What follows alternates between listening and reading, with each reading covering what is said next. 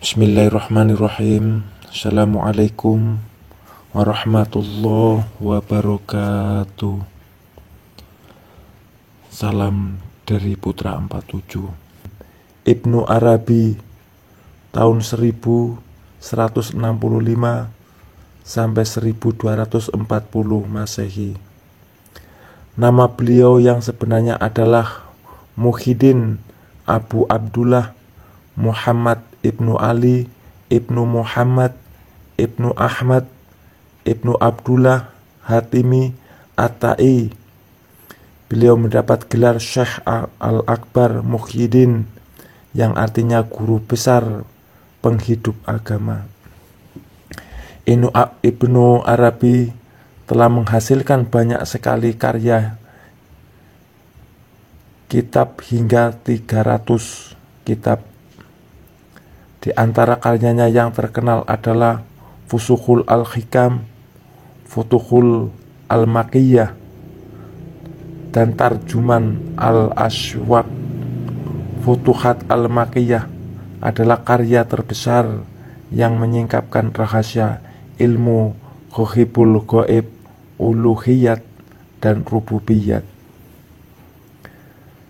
Syekh Muhyiddin Ibnu Arabi menyatakan bahwa segala sesuatu yang ada di seluruh dimensi alam semesta ini, dalam semua dimensi ruang dan waktu, hanyalah manifestasi dan cerminan dari keberadaan Tuhan, di mana seluruh alam semesta tercipta tidak lain dari imanisasi atau imanasi Tuhan semesta, sebagaimana disebutkan dalam Al-Quran.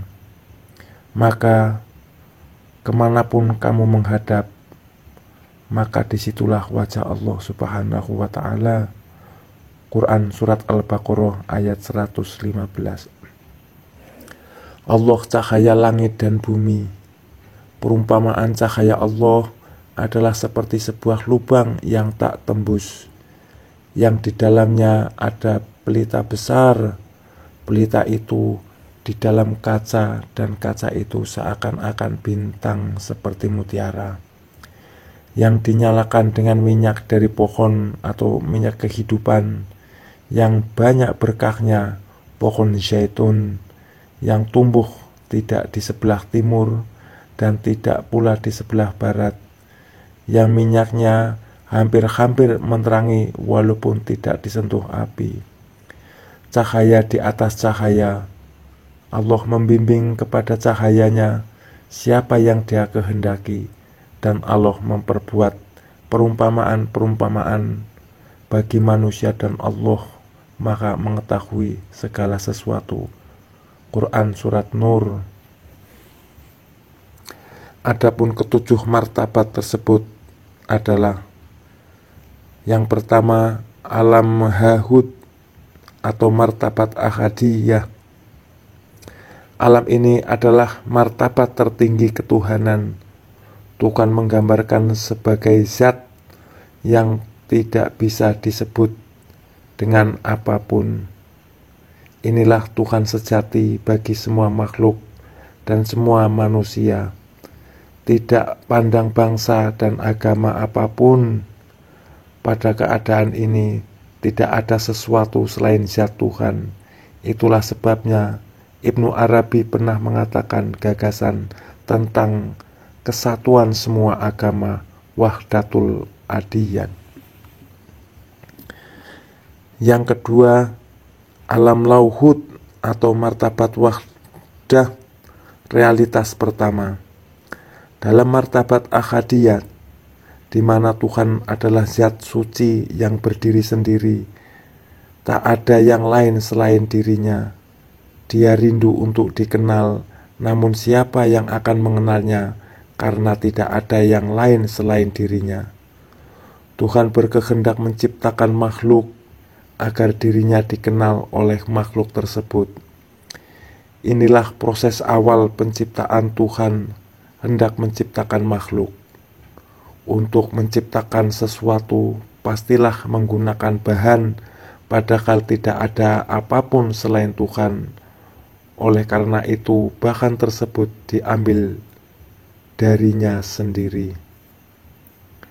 Sama halnya dengan air laut yang menampakkan diri dengan menampakkan lain berupa gelombang, ombak, dan buih.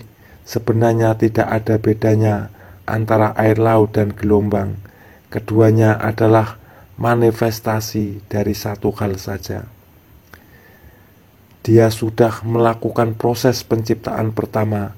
Ciptaan pertamanya ini berupa Nur Muhammad atau cahayanya yang terpuji. Ibnu Arabi menjabarkannya sebagai Asyajaratul Kaun atau pohon kejadian. Yang ketiga, alam Jabarut atau martabat wahidiyat, realitas kedua. Pada martabat ini, nur atau cahaya yang bersifat ketuhanan menurunkan diri menjadi nur yang bersifat kemakhlukan. Maka cahaya ini tidak lagi sebagai Tuhan, namun sebagai makhluk yang masih berupa satu kesatuan cahaya. Disinilah terjadi proses penciptaan sebagaimana digambarkan oleh Ibnu Arabi dalam pohon kejadian, Syajaratul Kaun, yang tidak pernah putus mengalir. Benih tersebut berasal dari cahaya satu, dan cahaya yang satu tersebut berasal dari zatnya. Jadi jelaslah bahwa benih semua makhluk dan kejadian berasal dari cahaya Tuhan. Setiap penciptaan berasal darinya. Dalam martabat ini pula Tuhan melahirkan kehendak atau irodat tersebut. Dia salurkan dalam setiap benih kejadian. Tumbuhlah benih tersebut menjadi akar yang menjalar ke bawah. Akar atau kehendak Tuhan inilah yang menjadi pondasi setiap ciptaan. Maka segala sesuatu memiliki akar yang berada di bawah kendali Tuhan dan terjadi atas kehendaknya. Inilah martabat yang bersifat kemakhlukan namun masih menjadi satu dan belum terpisah-pisahkan. Segala hal masih berbentuk konsep yang tersimpan rapi di sisinya. Alam keempat, yang keempat adalah alam ruh atau azali. Kehendak Tuhan tidak akan berwujud jika tidak ada sarananya. Proses tajali Tuhan berikutnya adalah menciptakan wahana bagi kehendak-kehendaknya. Dalam martabat ini, Tuhan menciptakan makhluk yang sangat halus, yakni ruh. Ruh adalah sarana sebagai sumber kehidupan seluruh makhluk dan ciptaan. Ruh itu berasal dari percikan diri Tuhan. Mula-mula ruh tersebut masih satu dan akhirnya berbagai-bagai menjadi banyak sekali. Bagian-bagian ruh tersebut siap untuk mengisi tiap-tiap bentuk dan wadah yang akan diciptakannya kemudian. Yang kelima, alam mitsal atau alam ardahul hakikoh. Keberadaan ruh sebagai daya kehidupan tidak akan berguna jika tidak ada sesuatu sebagai wadah, sarana maupun kendaraannya. Tuhan menciptakan sebagai bentuk ciptaan melalui proses penurunan diri. Dia mengambil nur sebagai bahannya. Maka inilah makhluk sejati, bukan Tuhan, karena berasal dari nur yang bersifat kemakhlukan dan tidak berasal langsung dari zat Tuhan. Ciptaan dalam alam mitsal ini masih berupa makhluk-makhluk yang masih sangat halus atau gaib, namun nyata bentuknya. Surga, neraka, malaikat, atau alam malakut, iblis, jiwa, jin, dan berbagai bentuk energi dan kesadaran non-materi berada di alam ini. Yang keenam, alam ajsam atau alam nasut, bentuk-bentuk halus berupa energi dan kesadaran tadi belum akan aktual jika belum memiliki bentuk yang padat dan nyata. Maka diwujudkanlah beragam materi dengan segala hal yang ada di dalamnya, sehingga terwujud alam semesta dalam dimensi fisik. Ini adalah hijab atau dinding penghalang yang paling besar atau mengenal Tuhan karena kesadaran terkurung ke dalam bentuk jasmani dengan getaran yang rendah atau ilusi. Tentang alam semesta dimensi fisik ini dikatakan bahwa dalam satu kitab Al-Mubin mengendalikan 300 juta lauhul mahfud. Masing-masing lauh mengendalikan 80.000 haziri atau galaksi. Masing-masing haziri berisi 13 miliar sistem bintang, di mana setiap 1 miliar sistem bintang memiliki kehidupan di salah satu dari planet mereka, dan di mana setiap bintang memiliki 9,12 atau 13 planet di sekitarnya. Yang ketujuh, alam insan kamil atau martabat jami. Pada akhirnya terwujudlah manusia sebagai gambaran dan cermin dari dirinya yang sempurna. Melalui manusia inilah dia menikmati hasil ciptaannya. Manusia dibekali akal dan hati sebagai sarana kehadiran Tuhan di dalam dirinya.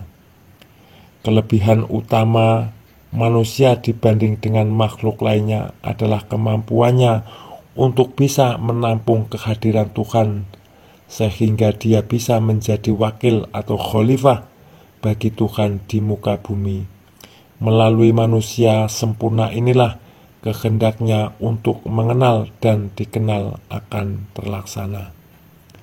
Kemudian disempurnakan kejadiannya, dia atau Tuhan tiupkan rohnya kepadanya.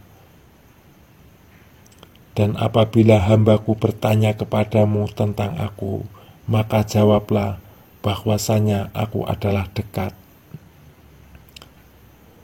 Quran Surat Al-Baqarah ayat 186. Dan kami lebih dekat daripada urat lehernya sendiri. Quran Surat Kaf ayat 16. Dan dia Tuhan bersama kamu di mana saja kamu berada. Dialah yang menjadikan kamu sebagai khalifah atau pemimpin di muka bumi. Sesungguhnya kami telah menciptakan manusia dalam bentuk yang sebaik-baiknya. Quran Surat At-Tin ayat 4. Dan kami lebihkan mereka atau manusia dengan kelebihan yang sempurna atas kebanyakan makhluk yang telah kami ciptakan. Quran Surat Al-Isra ayat 70. Sedikit uraian tentang martabat 7 atau 7 martabat.